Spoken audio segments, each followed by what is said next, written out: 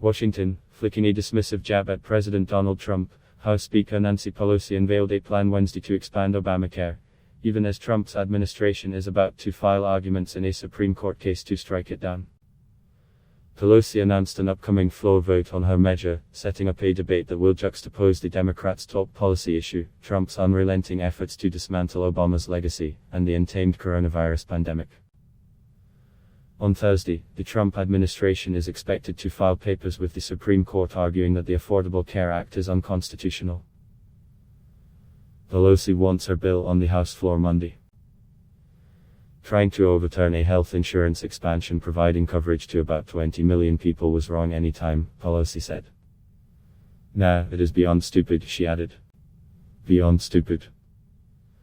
COVID-19 cases are rising in major states like Texas, Florida and California, and millions of workers who have lost coverage in the economic shutdown to contain the virus can rely on the health law as a backup. The White House said Pelosi is just playing politics. Instead of diving back into partisan games, Democrats should continue to work with the president on these important issues and ensuring our country emerges from this pandemic stronger than ever, spokesman Judd Deere said Wednesday in a statement. Pelosi's legislation has no chance in the Republican-controlled Senate.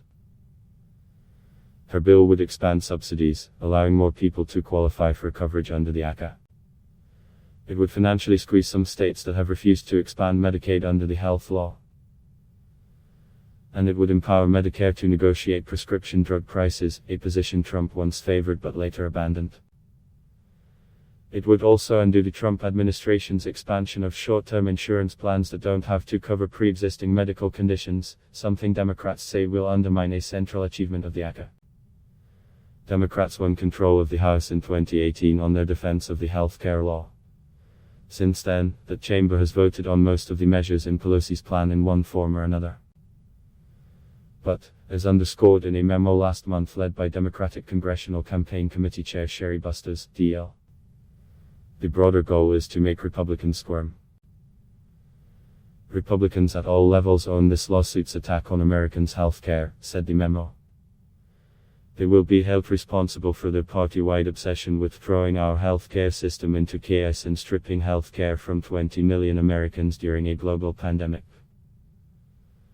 Obama's law has grown more popular since Trump's unsuccessful effort to repeal it in 2017, when Republicans controlled both the House and Senate. In May, a poll from the nonpartisan Kaiser Family Foundation found that 51% of Americans view Obamacare favorably while 41% have unfavorable views. An earlier Kaiser poll also found that nearly 6 in 10 are worried they or someone in their family will lose coverage if the Supreme Court overturns either the entire law or its protections for people with pre-existing medical conditions. In the case before the court, Texas and other conservative-led states argued that the ACA was essentially rendered unconstitutional after Congress passed tax legislation in 2017 that eliminated the law's unpopular fines for not having health insurance, but left in place its requirement that virtually all Americans have coverage. The conservative states argued that elimination of the fines made the law's so-called individual mandate unconstitutional. U.S. District Judge Reed O'Connor in Texas agreed, adding that the mandate was so central to the law that without it the rest must also fall. The Trump administration's views on the law have shifted over time, but it has always supported getting rid of provisions that prohibit insurance companies from discriminating against people on account of their medical history. Nonetheless, Trump has repeatedly assured Americans that people with pre-existing conditions would still be protected. Neither the White House nor congressional Republicans have specified how. A federal appeals court in New Orleans found the health law's insurance requirement to be unconstitutional, but made no decision on such popular provisions as protections for people with pre-existing conditions, Medicaid expansion and coverage for young adults up to age 26 on their parents' policies. It sent the case back to O'Connor to determine whether other parts of the law can be separated from the insurance requirement and remain in place. Democratic-led states supporting the ACA appealed to the Supreme Court. It's unclear if the court will hear oral arguments before the November election. A decision is unlikely until next year.